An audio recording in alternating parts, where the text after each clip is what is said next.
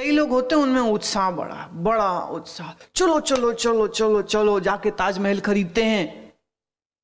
भैया पैसे, भाई पैसे तो है नहीं, अब रो रहा है पैसे ही नहीं है, खरीदूं कहां से, पैसे ही नहीं है, खरीदूं कहां से, मैं तो खरीदने जा रहा था। अरे मूर्ख आदमी, अपनी योग्यता को तो देखो। अब धैर्य भी होना चाहिए और उत्साह भी होना चाहिए। क्या करते हैं लोग, ऐसे ही साधना के विषय में भी उत्साह नहीं होता है, उठाना पड़ता है, उठो, सुबह हो गई, ध्यान करो, फिर हो गई सुबह, इतनी जल्दी, अभी तो सोए थे। तो बड़ा मुश्किल बिस्तर से बाहर निकलता है, बड़ा मुश्किल नहाता है। अब ये है, कोई लोग ज्यादा दिन आलसी रहते हैं, कोई लोग कभी कभी आलसी होते हैं, कोई को रोज आलस हो जाता है। मेरा पेट दुख रहा है, अभी नहीं उठ सकता, मेरा सिर दुख रहा है, अभी नहीं उठ सकता। तो पहले पहले जब ये सुनते थे तो अच्छा कोई नहीं, आराम कर ले, उठो मत, कोई बात नहीं, आराम कर ले। अभी कोई बोले ना सिर दुख रहा है यहां आश्रम में, हम कहते उठो उठो, शाबाश बच्चे, नेति करो। नेति करते ही सिर दुखना ठीक हो जाएगा। पेट दुख रहा है, कोई बात नहीं, उठो उठो, पानी गर्म करके दो किसको, कोई जना दो इसको, कुंजल करो। अब कुंजल करो, और उस दिन खाली घिया खाना और कुछ नहीं खाना। हाँ,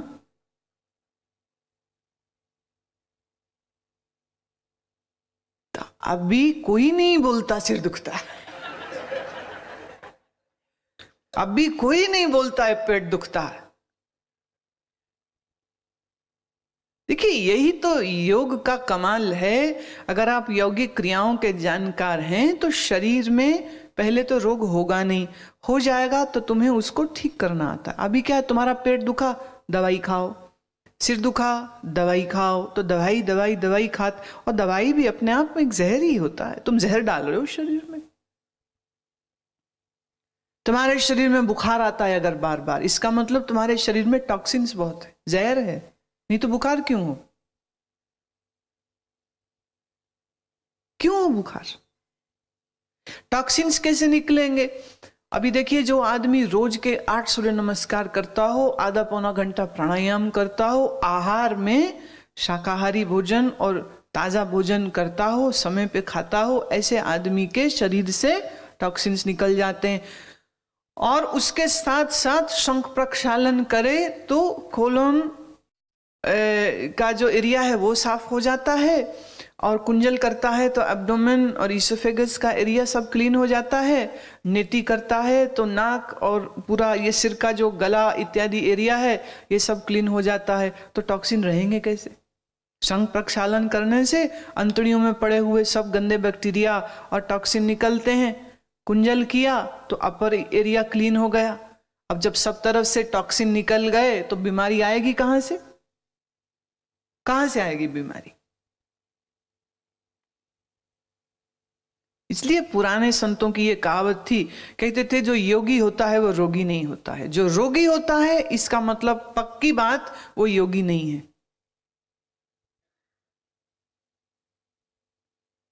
मैं फिर याद कराती हूं स्वामी प्रकाशानंद जी के विषय में। आज 117 साल की आयु में भी वो 3 घंटा योगाभ्यास करते हैं रोज सुबह। उनका रोज सुबह वो कहते जब 3 सवा 3 उठता हूं तो पहले सबसे नेति करता हूं, आधा घंटा लगता है, फिर धौती करता हूं, पौना घंटा लगता है, फिर उसके बाद 2 घंटे उनका आसनों का अभ्यास चलता है। आज भी इस आयु में वो कर रहे, तभी तो इतनी लंबी आयुष हुई उनकी, शरीर में कफ टिकने ही नहीं दिया। धौती क्रिया से सारा कफ जो है वो बाहर निकल जाता है। नेति करने से सिर आंख का ये पूरा एरिया जो है इससे कफ और जितनी लेस है सो बाहर निकल जाती है। और रोग होगा कहां से? कोई चश्मा नहीं लगाते हो। उनके पास वैसे अखबार पड़ा हुआ था, कहते देख लो अखबार तो पड़ी, चश्मा कोई नहीं है। अखबार है, चश्मा, कहते ये देखता हूं मैं, क्या क्या कुछ कभी कभी कहाँ क्या हो रहा है थोड़ी खबर रहती है मुझे, पढ़ लेता हूं, कोई नहीं है। गाड़ी थी नीचे उनके पास, शायद मारुति थी, गाड़ी चलाते हैं, बोले कोई दिक्कत नहीं है मुझे, बिना चश्मे के, और दांत भी पूरे थे, अंग भी सब चल रहे। कैसे चल रहे? आलस्य नहीं किया, उत्साह पूर्वक अपने शरीर को स्वस्थ रखा। एक सज्जन कहते हैं मेरी तो जी जब से बीवी मरी ना, मेरा तो जीने का ही दिल नहीं करता। क्या करना है जी के? भाई अगर तुम्हारी सोच ये है तो हम यही कहेंगे कि तुम्हारी आसक्ति तुम्हें इस मोड़ पे ले आई कि इस कीमती शरीर की तू अवहेलना कर रहा है। पत्नी मर गई, क्या हुआ? पर जिसने पत्नी को ही सब कुछ समझ लिया, या बच्चे को सब कुछ समझ लिया, या प्रेमिका को ही सब कुछ समझ लिया, और वो नहीं रहे और कहे अब तो मेरे जीने का ही कोई अर्थ नहीं। अरे भाई, जीना इन रिश्तों की खातिर नहीं है, तुम्हारा जीवन तो किसी और अर्थ में है। अपने उस परम अर्थ को पहचानिए, और उस परम अर्थ के लिए शरीर को स्वस्थ रखना बहुत बहुत जरूरी।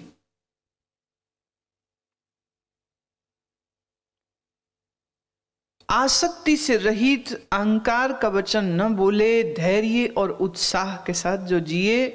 अब कर्म कर रहा है, पर जरूरी नहीं ना सब काम ठीक ही हो जाए, कुछ काम ठीक नहीं भी होते। तो जब असफलता सामने आए तो उसमें उसको कोई शोक नहीं होता, और अगर सफलता मिल जाए उसके कर्मों के कारण तो उसको हर्ष नहीं होता है। तो हर्ष और शोक से जो रहित होता है, ऐसे कर्मों के कर्ता को हम सात्विक कर्ता कहते हैं।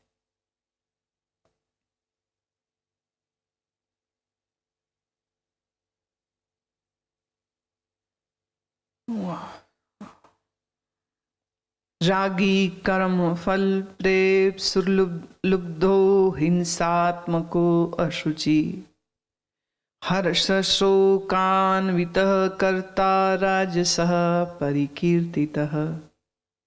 आसक्ति से युक्त, कर्म के फल को चाहने वाला और लोभी तथा दूसरों को कष्ट देने का स्वभाव वाला अशुद्ध आचारी, हर्ष शोक से लिपायमान, वह कर्ता राजसिक कहा गया। अब देखिए, सात्विक से बिल्कुल उल्टा हो गया। पहली आसक्ति है, दूसरा फल की इच्छा भी है, तीसरा लोभी है, चौथा हिंसक है, दूसरे को कष्ट देने में उसको आनंद है। अशुद्ध आचारी है। अशुद्ध आचारी माने शौच जिसमें नहीं है, माने शरीर को स्वच्छ नहीं रखे, मन को स्वच्छ न रखे, वाणी को स्वच्छ न रखे, और हर्ष शोक से लिपटा हुआ है। माने कुछ अच्छा हो गया तो नाचता फिरता है, और कुछ खराब हो गया तो रोता फिरता है। दो सहेलियां देर बाद मिली बाजार में, तो सुशीला को कहा भी कैसी है? कहती बहन कमला मैं तो बहुत अच्छी हूं, तू कैसी है? बोले बहुत अच्छी। बड़ी खुश हो गई, गले में मिली, हंस रही हैं। कहती अच्छा वो सुना था तेरा भाई बीमार था। तो सुशीला रोने लग गई। अरे बीमार क्या, वो तो पूरा हो गया, वो तो मर गया। तो लगी रोने। तो कमला उसको चुप करा रही, सांत्वना दे रही। उसने कहा चल चल, अच्छा और तूने बताया नहीं, और तेरा घरवाला कैसा है? तो एकदम से वो मुस्कुरा पड़ी। पता उनकी तरक्की हो गई है। अभी रो रही थी। मेलो ड्रामा। राजसिक का मन क्या है? ड्रामा है। अभी रोएगा, अभी हंसेगा, अभी खुश हो जाएगा, अभी नाराज हो जाएगा। तो राजसिक व्यक्ति भरोसे योग्य नहीं होते। अभी दान देगा, ये भी हो सकता है कि दूसरे पल में तुम्हारी झोली छीन के ले जाए। हर्ष और शोक से युक्त है। टेलीफोन आया कि वो अमेरिका वाले मामा जी आ रहे हैं, और मामा जी कह रहे हैं बेटे तुम्हारे लिए मैंने वीडियो कैमरा तो ले लिया है, कुछ और चाहिए तो बोलो। बड़ा खुश हो रहा है। नहीं अच्छा आ ही रहे हो तो ये वाली परफ्यूम ले आए हो, ये वाला ये ले आए हो, तो अपनी लिस्ट थमा दी। बड़े खुश हो रहे हैं, मामा जी आ रहे, मामा जी आ रहे हैं, जो मिले तो पता मेरे मामा जी आ रहे हैं, जो मिले मेरे मामा जी आ रहे हैं। ऑफिस जाए तो उसको भी मेरे मामा जी आ रहे हैं, मेरे लिए वो वीडियो कैमरा ला रहे हैं, बड़े खुश हैं सब। फिर मामा जी आ गए। मामा जी जब आए तो कहने लगे, बेटे ऐसा है कि ना अभी तो मैं यहीं रहने वाला हूँ, अब मेरा काम में अब दिल नहीं लगता, यहीं छोड़ता हूँ, तो तेरा ऊपर वाला फ्लोर मेरे लिए ठीक रहेगा, ऐसा मैं सोचता हूँ, तुम्हें कोई दिक्कत तो नहीं है? अब वो कैसे बोले कि दिक्कत तो है। तो मामा जी ने ऊपर का फ्लोर ले लिया, कैमरा तो दिया।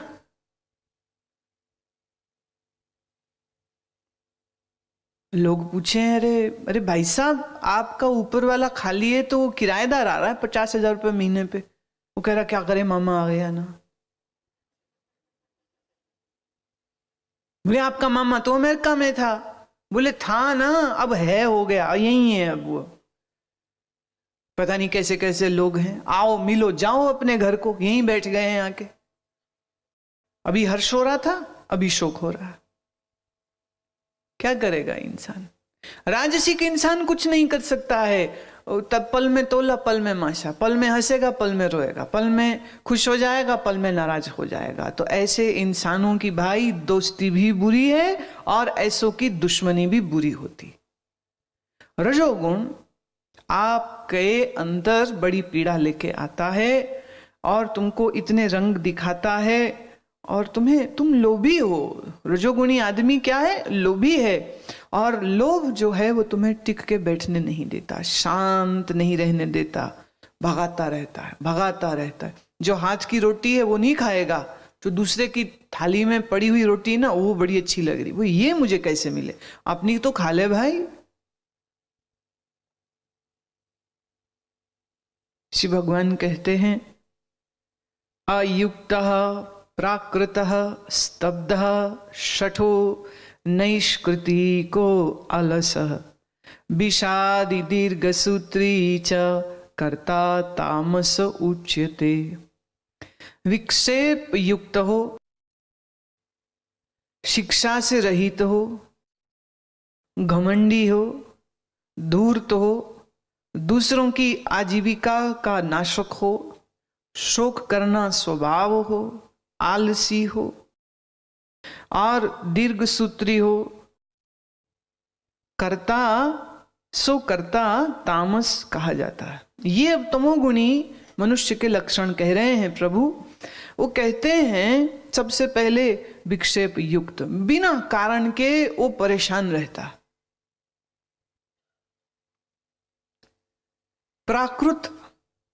प्राकृत मतलब जैसा प्रकृति ने पैदा किया ना। इंसान का बच्चा आप देखिए अक्लमंद पैदा नहीं होता, बदतमीज बेवकूफ होता। आप देखिए ना छोटा बच्चा कहीं भी मुंह फाड़ के रोने लग जाएगा। तुमने कभी गाय भैंस का बच्चा देखा ना? वे बेचारे शरीफ से चुपचाप बैठे रहते एक कोने में। आदमी का बच्चा कहीं भी चिंगाड़ता रहता है। और जब वो बच्चे के पता नहीं गले में कुछ खास ही ना, मतलब कोई लेवल खुले हुए हैं, इतने ऊंचे से रोता है कि कान दुख जाते हैं। एक दो बार विमान में कोई छोटे बच्चे वाले लोग थे। अब बच्चे तो बच्चे हैं ना, अब उनको क्या पता कि विमान में दूसरे लोग परेशान होंगे, वो सोना चाह रहे हैं और हमें रोना नहीं चाहिए, और रोए जा रहे हैं। वो तो दूध पिलाओ तो नहीं चुप हो रहे, तो माँ बेचारी ले लेके घूम रही है। तो बच्चे तो ऐसे ही होते, बेअकल। प्राकृत है ना, आया रोना तो रोए चले जा रहे, रोए चले।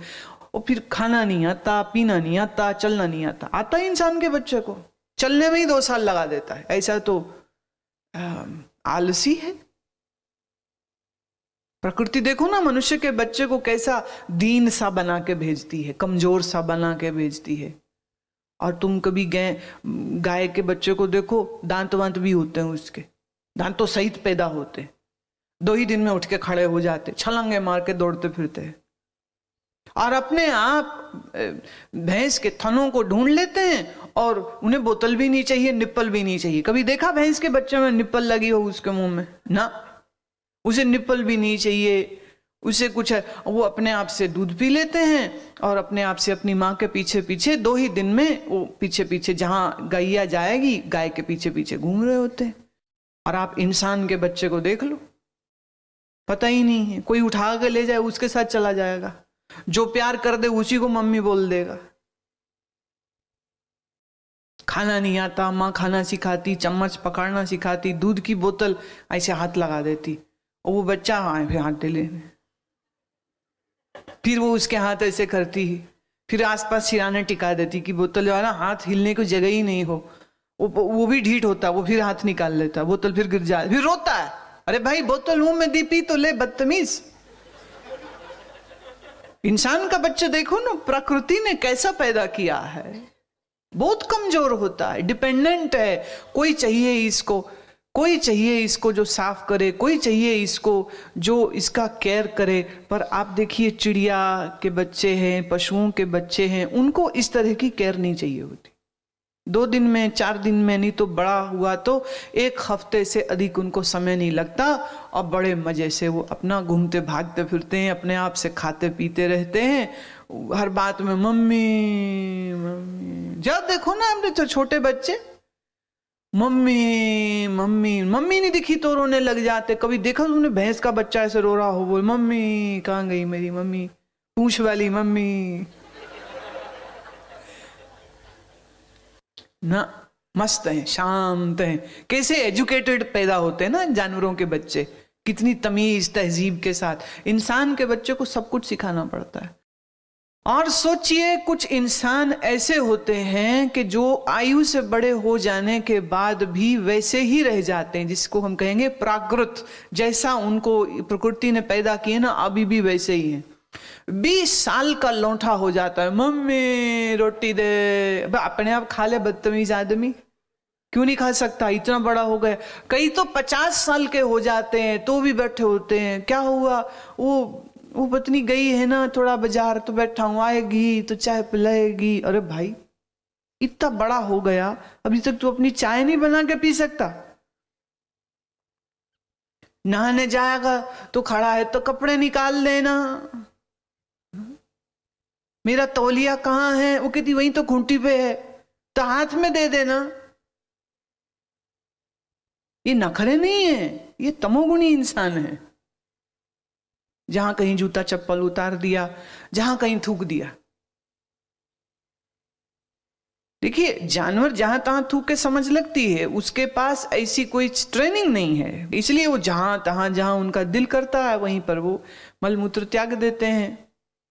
इंसान का बच्चा देखिए पान तंबाकू खाएगा, फिर कहीं भी थूकेगा, दीवारों पे पेंटिंग करता रहता है।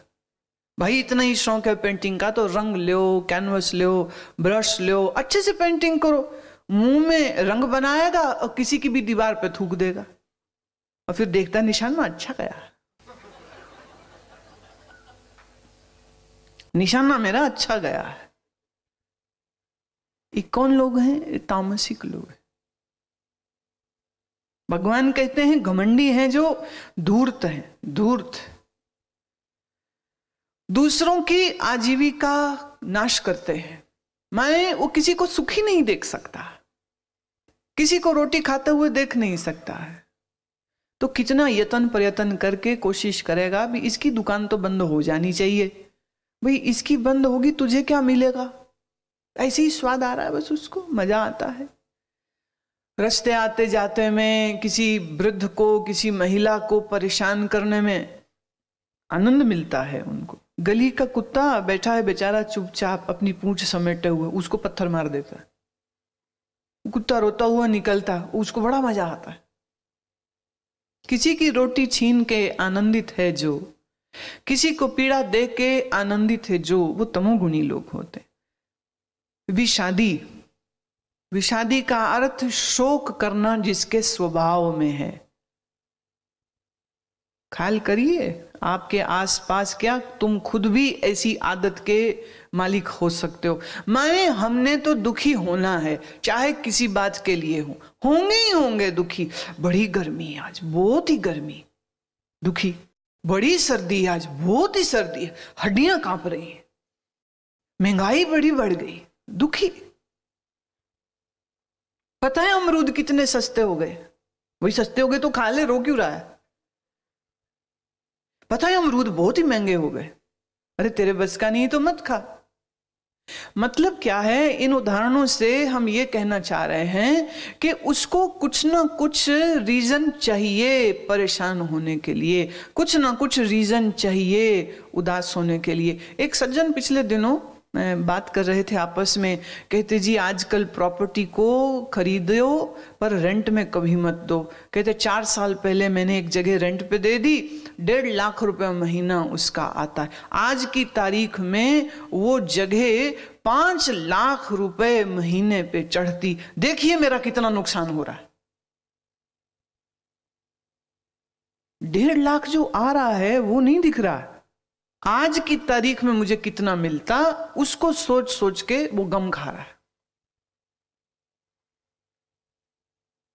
हमारे एक और भक्त हैं दिल्ली से, पीछे वो आए, मैंने ऐसे ही पूछा, उन्होंने एक नया अपनी ब्रांच खोली थी दिल्ली के किसी और एरिया में। मैंने कहा अच्छा अभी वहाँ कैसा, सब ठीक ठाक चल रहा है? कहते नहीं जी वहाँ तो हमने काम वाइंड अप कर दिया, उसको हमने किराए पे दे दिया है, तो अभी 3.5 लाख रुपया महीना हमको वहाँ से किराए का आता है। मैंने कहा भाई वाह वाह भाई वाह, क्या बात है, 3.5 लाख रुपये महीना। अरे तू तो बहुत अमीर हो गया, अब तो तुम्हें काम करने की जरूरत ही नहीं, तो दूसरी दुकान भी बंद कर, बैठ मजे से हमारे साथ घुमा कर, जहाँ हम जाएं घुमा करो, तीर्थ करो, भजन करो।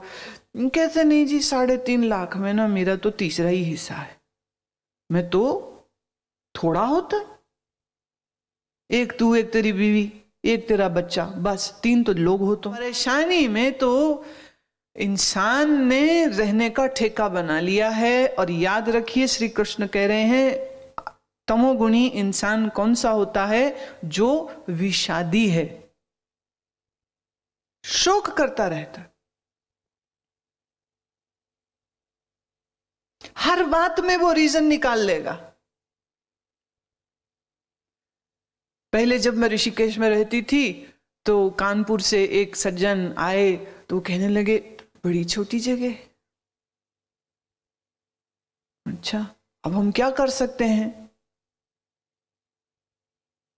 हम क्या करें, अब जो है हमारे पास उतना ही है, तो हमारे लिए तो वो काफी था। वो बोले बड़ी छोटी जगह है, बहुत छोटी जगह है। पिछले साल वो यहां आए आश्रम में, तो बहुत ही बड़ी जगह है, संभालते कैसे हैं, कितने नौकर होंगे, कितने बंदे होंगे, खर्चा ही कितना होगा, वैसे बिजली का बिल कितना है? भाई तूने मेरा बिल पे करना है क्या? क्यों बताऊं तुमको मैं कि कितना बिल है यहां का? जब वो ऋषिकेश में आए थे तो स्कूटर था, स्कूटर था बस।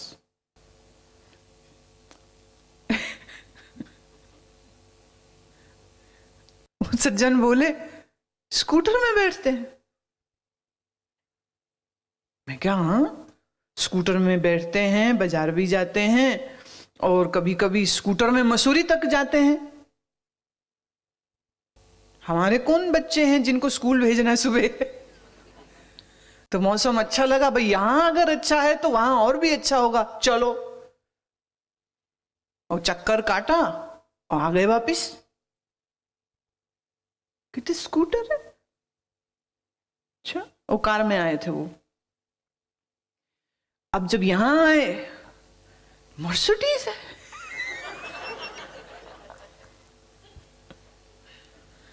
तो वो सोचते गए ये तो बड़ी महंगी गाड़ी रखी है इन्होंने।